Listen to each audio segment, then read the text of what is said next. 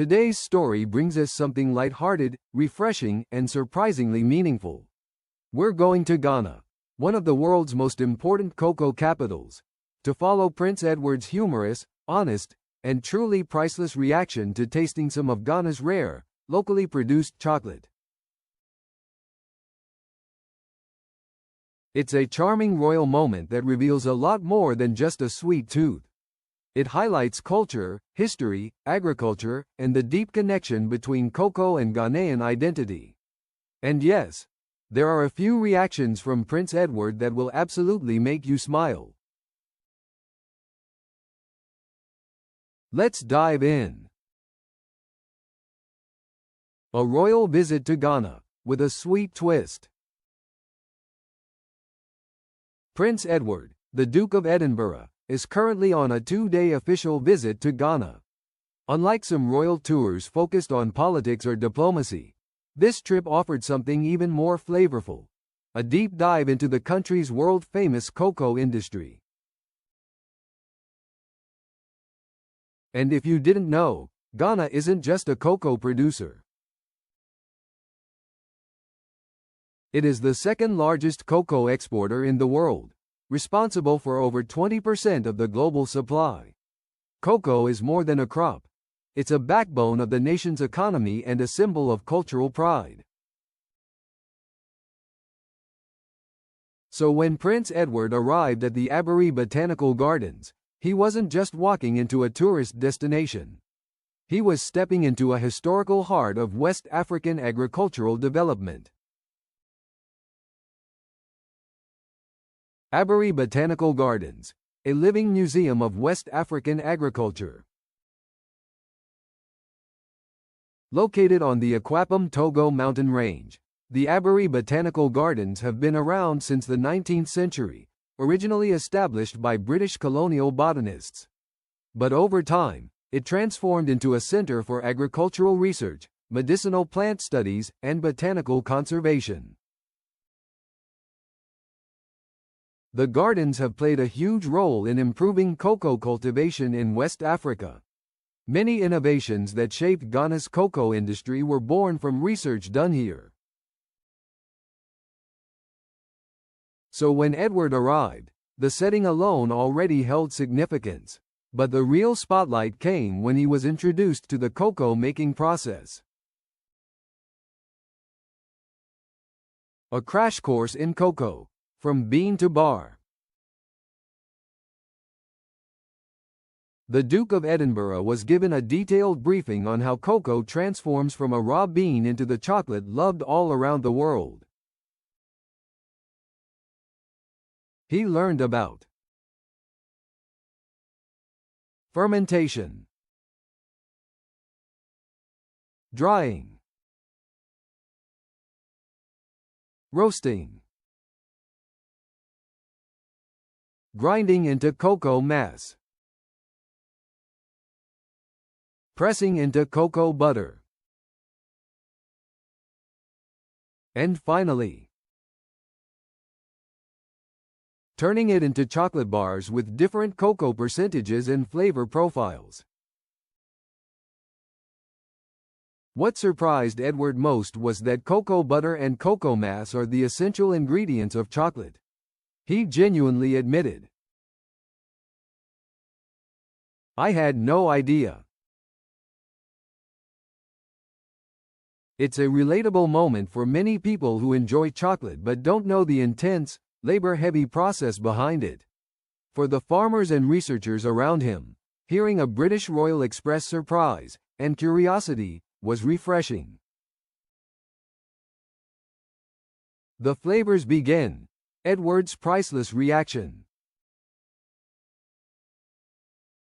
Now comes the part everyone has been talking about. Prince Edward was shown a selection of Ghana's finest chocolates, including a 72% dark chocolate bar, known for its deep, rich flavor and low sugar content. Then came the curveball, a spicy chocolate, infused with local Ghanaian ingredients. This is where Edward's eyes widened just a little. Not out of fear, but pure curiosity. He listened as experts explained the variety of flavors: ginger, orange, chili, nutmeg, and even combinations rarely seen outside of Ghana. His reaction? People are trying everything with it these days. So, fantastic, brilliant. Then he quickly asked the question that made everyone laugh. Can I try one of those? And immediately afterward, he joked. It's far too early for this. We've all been there, wanting a treat but pretending to resist. It was one of the most naturally funny royal moments in recent months. He followed it up with the line that truly sealed the moment. It's healthy. And honestly, he's not wrong. Dark chocolate is healthier than most sugary snacks, so we'll give him that. The Spicy Challenge. Edward teases the High Commissioner. The British High Commissioner to Ghana, Christian Rogge, decided to try the spicy version of the chocolate. Edward's instant response. You're feeling brave. The crowd burst into laughter. Even the Ghanaian hosts enjoyed the moment. It was a perfect blend of humor, cultural appreciation, and royal charm. Edward then added,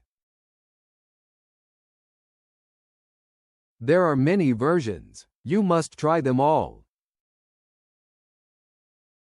This wasn't just polite conversation. It genuinely reflected how impressed he was with Ghana's creativity in chocolate making. Why this moment matters, more than just chocolate. While the story is fun, sweet, and lighthearted, it also carries deeper meaning. Prince Edward's reaction helps highlight 1. The importance of Ghana's cocoa industry. Cocoa accounts for nearly 15% of Ghana's GDP and employs over 800,000 small-scale farmers. Any international attention can support fair trade, sustainability, and global appreciation for Ghanaian cocoa. 2. Cultural storytelling. Flavored chocolates, ginger, chili, orange, nutmeg, reflect Ghanaian culinary heritage. Edward's enthusiasm helps bring global visibility to these traditions. 3. The evolving role of modern royals. Members of the royal family are increasingly engaging in hands-on, relatable experiences. These moments humanize them and make their work more accessible. 4. Supporting climate-resilient agriculture. Ghana's cocoa farms face challenges from climate change, pests, and deforestation. Visits like Edward's can bring attention to sustainable farming efforts. Viewer engagement. Let's talk. Now I want to hear from you. 1. Have you ever tried Ghanaian chocolate? If yes, how was it? 2. Would you dare to try a spicy chocolate, with chili or ginger? 3. What do you think of Prince Edward's reaction? Relatable, funny, or surprising? 4. Should the royal family highlight more African agricultural industries?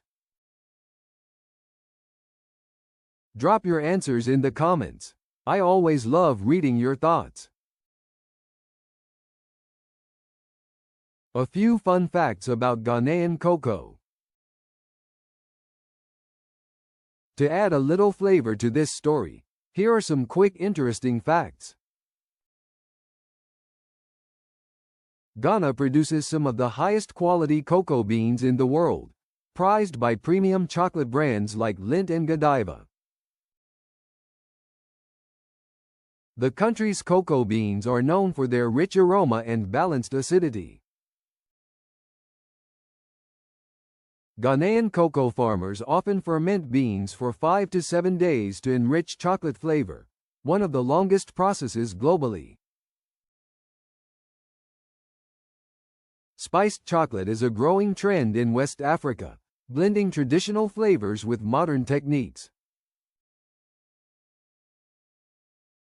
Cocoa was introduced to Ghana in 1879 by a man named Teta Kwarshi, and it completely transformed the country's economy. All of this makes Edward's experience much more meaningful.